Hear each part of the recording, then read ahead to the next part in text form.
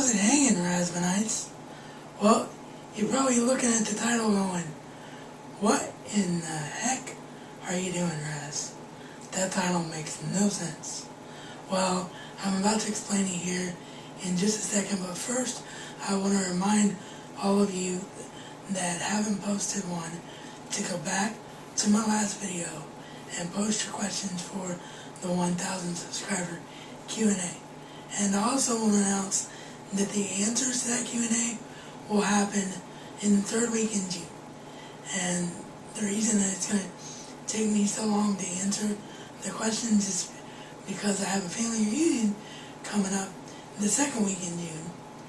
And I'll be spending a lot of time with extended family, including, yes, Chris. So hopefully this time I can finally convince him to get back on camera, because I know all of you really enjoyed that Sherlock Holmes review we did. And we will be seeing some films, hopefully 3, if it all works out the way we want. So I could potentially have 3 movie reviews coming up on the channel with him as part of the RazMansReality. So you can look forward to that. But in the meantime, I needed something in between time, between family reunion time and question answering time. I've got some other reviews that I've done, and those will be aired at some point. But I was going through my archives the other day, as one often does when one is trying to figure out what they are actually going to use and what is just taking up space on their hard drive. And I happened to run across something that I completely forgot about. As most of you know, I don't just love to talk about film. I've always wanted to be a director or a producer or an editor. I've always wanted to be in the film industry. I'm a very creative person. And there's a lot of things that you guys and gals have never seen before, because it's all on VHS tape and I don't have the equipment to be able to convert that VHS footage to DVD footage to thusly turn into a YouTube video. So hopefully someday that will happen. But yeah, I've always had a deep passion for being behind the camera as well. And this whole being in front of the camera thing only came about when I saw J.R.R. do it. And then by extension I met those of the rest of you out here that do what I do. But yeah, I had no idea that you could sit in front of a camera and just be a geek. My goal was always to be the geek behind the camera. So over the last couple of years, as this YouTube thing has grown, I really have had a renewed passion for that. And I really wanted to do something, anything, to sort of take the focus off myself and get it back on just producing something exciting. Well, there were a lot of things that I did that will never see the light of day because they just didn't work. But this particular item is something that did work. I just completely forgot about it because the intention of the series was for it to be a number of episodes, and each episode would be different direction by me on the person who does the voice. And the only thing we ever did was the pilot episode. So, as I said, I just completely forgot that it was sitting there in archives. And the other reason that I forgot about it was because we were never actually able to shoot any video. Or, I should be more precise, because this person's playing this character, you're never supposed to see his face. Otherwise, it would give away the illusion of the character he's playing. But instead, what you're supposed to see is a way to have images be synced to lips.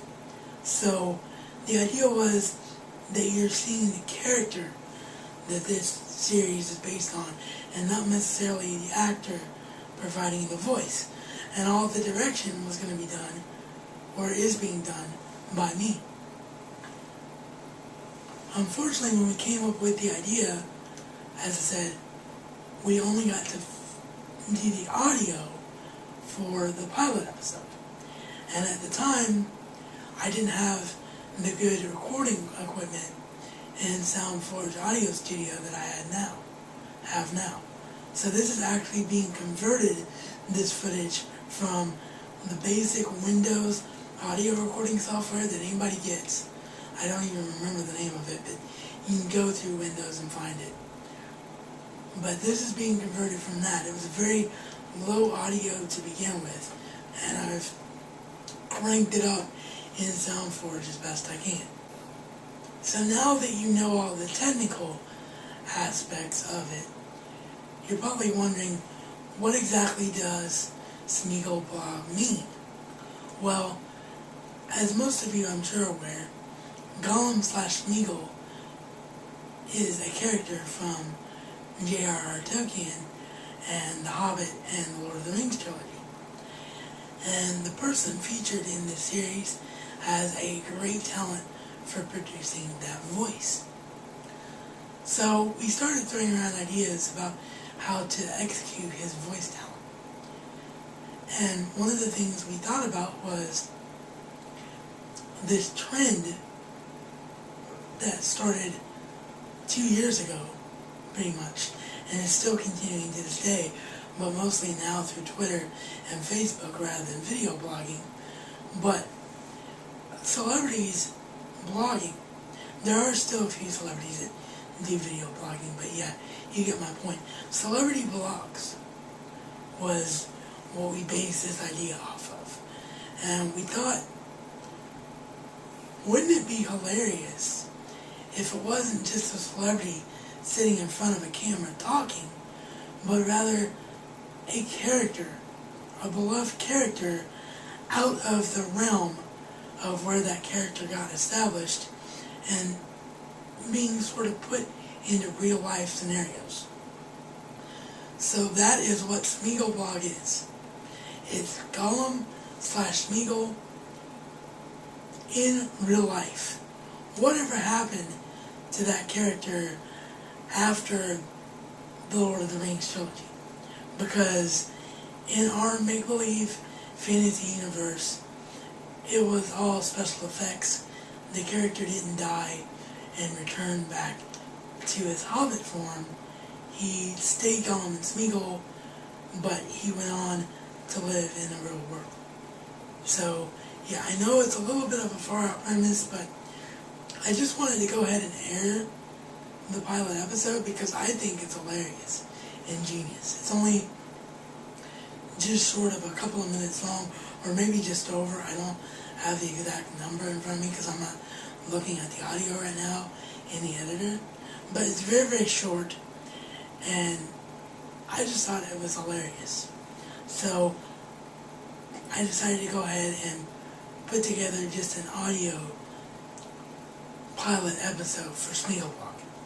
So the idea here is, if you guys like this series and you like what I did with it as a director, then you need to let me know so that I can convince the person playing Gollum Smeagol to do more with the voice and make this series a continuing series.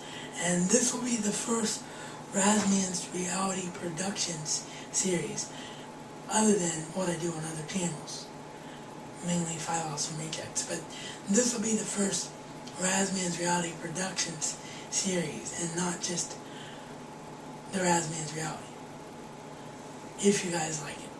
So let me know if you enjoy it, and we'll go from there in trying to let this series continue.